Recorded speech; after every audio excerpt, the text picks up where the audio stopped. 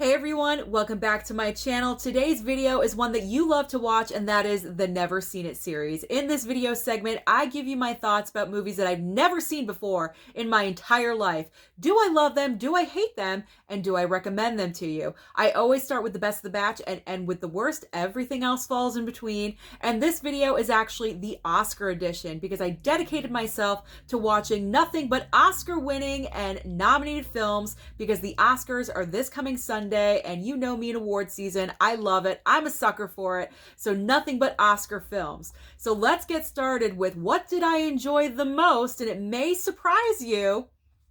It is The Apartment. And I say surprising because usually I don't go for this genre as, oh, it's my favorite.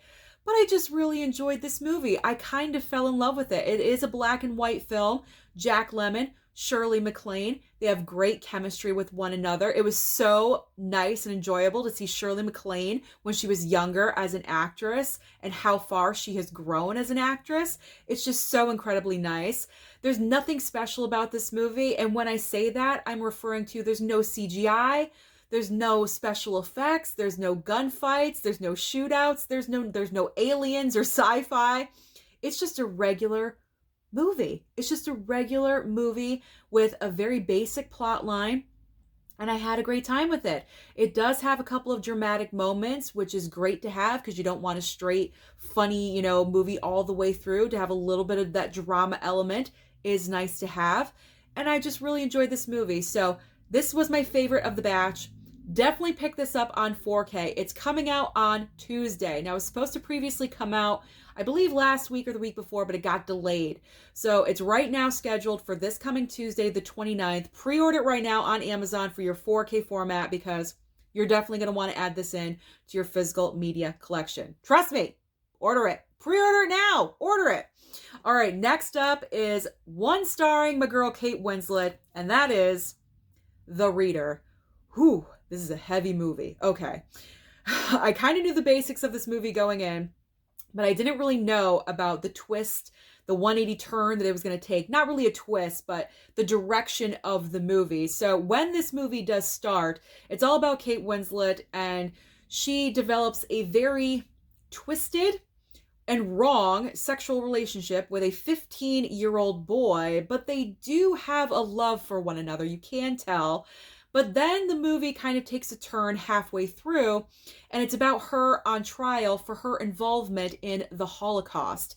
And he is older at this point. He's in law school, and he's watching the trial as a student. And he's torn up inside because he always had feelings for her. And I think she had feelings for him too. I believe she had feelings for him.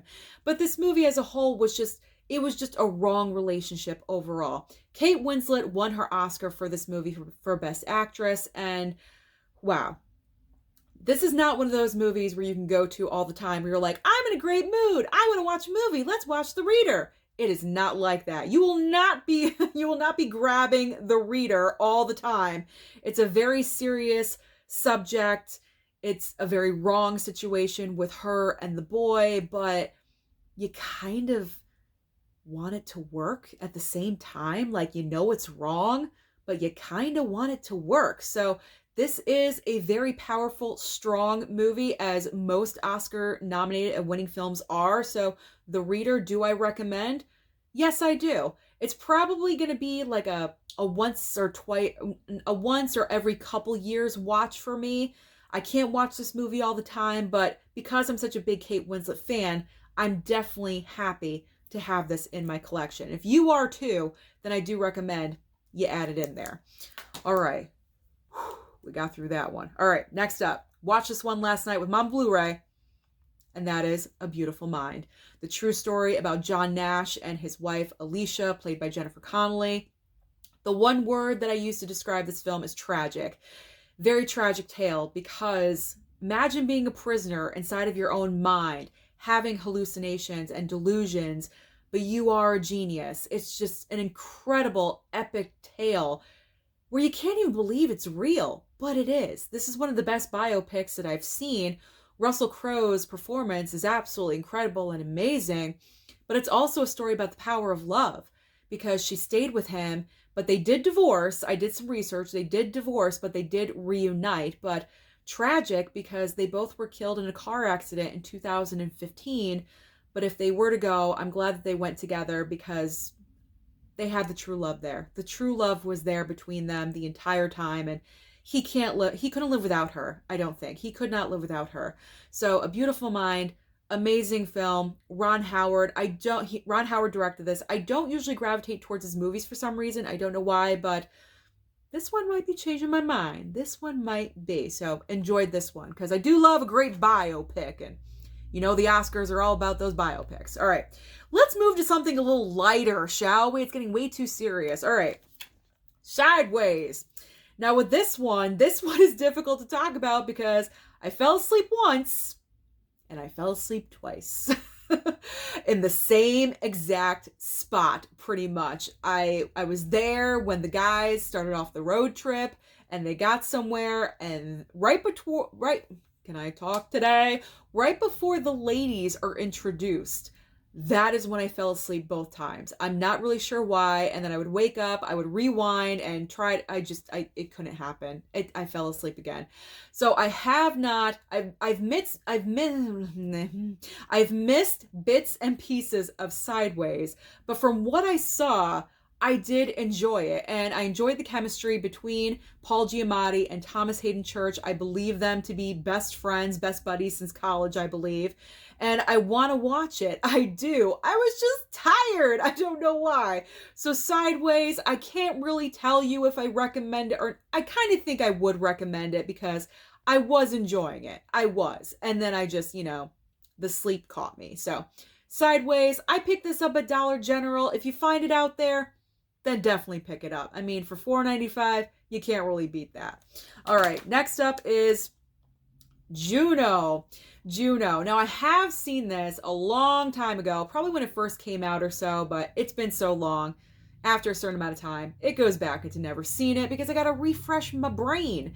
Now, this is a very eccentric, quirky is the word to describe Juno. And Elliot Page's character in this film, Juno. She is so quirky and weird, but you cannot help but love her. She's pregnant by her high school kind of boyfriend. They're more like best friends, really. They were experimenting and she got pregnant, let's be honest.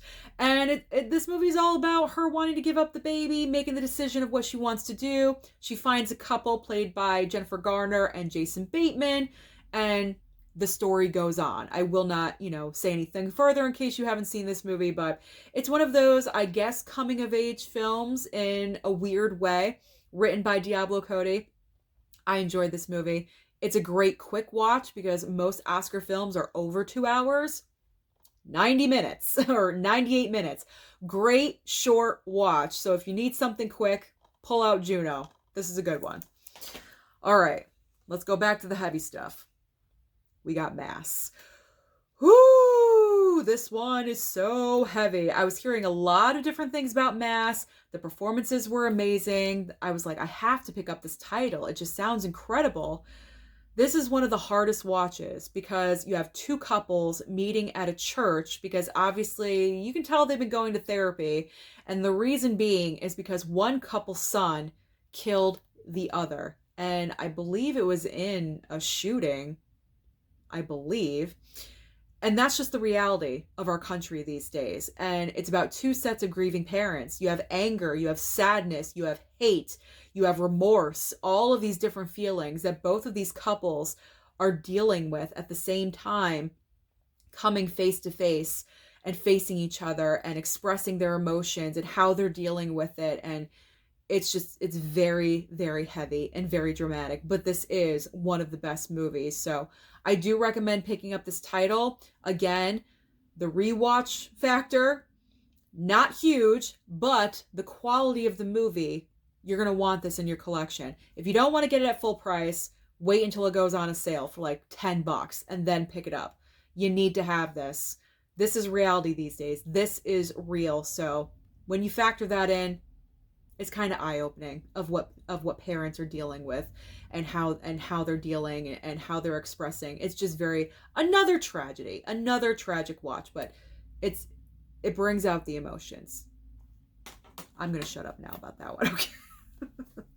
Let's move on to another feel good, and that's Fences. I'm telling you, the ones I'm picking are like the super heavy duty movies. All right, so Viola Davis won her Best Supporting Actress Oscar for this. I just love her. I think she's amazing, as well as Kate Winslet. They picked their projects so well. Denzel directed this adaptation from the stage play. He did a great, amazing job, but the standout for me is Viola. She just has this one scene where she just lets everything out, everything on the table, and you just go there with her and you accept everything that she is saying. She has tears running down her face, snot running out of her nose, and as an actress, she just captivates your attention, and you are there with her for the entire monologue of what she's going on about. Your heart breaks. It's a ride. This movie is a ride. And someone commented when I posted I was watching this on Instagram, someone commented underneath that this is a masterclass in acting. I would agree with that. I would agree with that. If I was an acting teacher, I would put this on. I would put this movie on and have my students watch it to study this, because this is what acting is all about. You have two powerhouse actors who are absolutely incredible and amazing coming together. Incredible. It's an incredible movie, and I would say underrated, because I don't think a lot of people have seen Fences. So if you have not, consider it. Pick it up. I found this, I believe, at Big Lots for $3. They're out there. Go and find them. All right. We got another biopic, another strong power of love story, and that is The Theory of Everything. Eddie Redmayne won his Best Actor Oscar for playing Stephen Hawking. Man, did he deserve it. He deserved this like no one else. He embodied Stephen Hawking, and I'm not even talking about how he looked. How he maneuvered his body was absolutely incredible and amazing, unlike anything that I have seen before, to play someone that has such a degenerative disease, and to play it so well.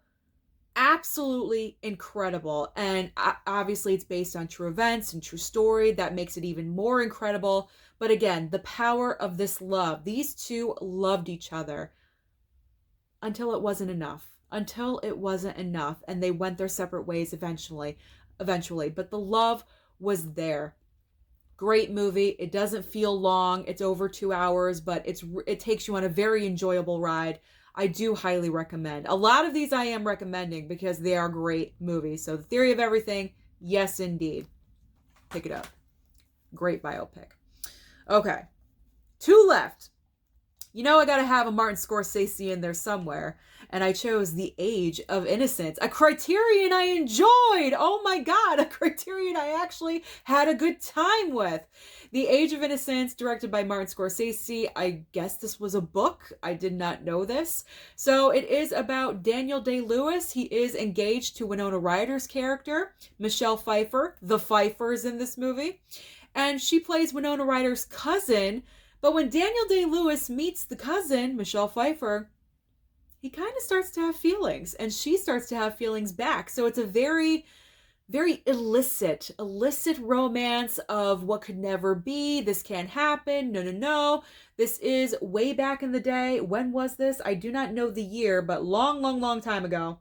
I sound like an idiot right now because I don't know the year, but this was in like the early 1900s or late 1800s, something like that. That's the year it takes place. You don't do that back then. No. Very, very bad.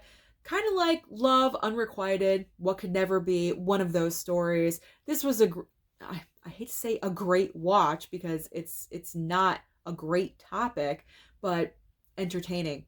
Solid movie. Considering I've been very disappointed with my Criterions lately, I was happy that I enjoyed this one. So I do recommend The Age of Innocence for you.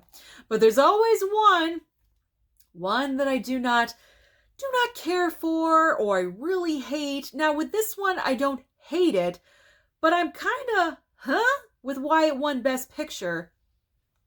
And that's Birdman. Why? Why did this win Best Picture?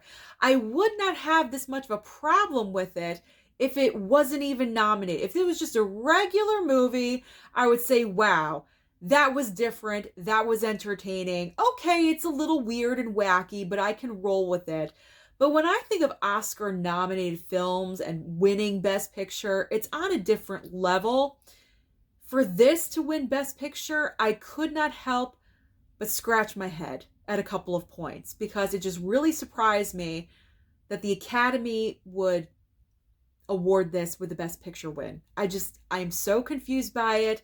It is so weird, so out of the box. Maybe that's the reason. I have no idea. Don't hate me because I said this, guys. I don't want any hate comments. If you guys disagree, which of course you're going to probably, that is more than fine. We all have our different opinions. But for me, Birdman was just a very weird and wacky Best Picture win. I mean, I did enjoy Michael Keaton's performance. He was great.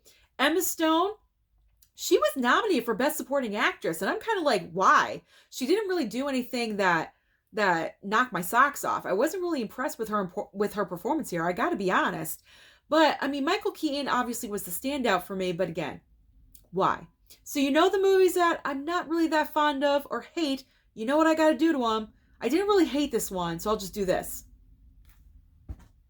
They get thrown across the room. So that is everything that I've been watching lately. But the big question, I hate my stutter, but the big question is, what have you been watching lately? Don't forget to like and subscribe down below, and I'll see you next time.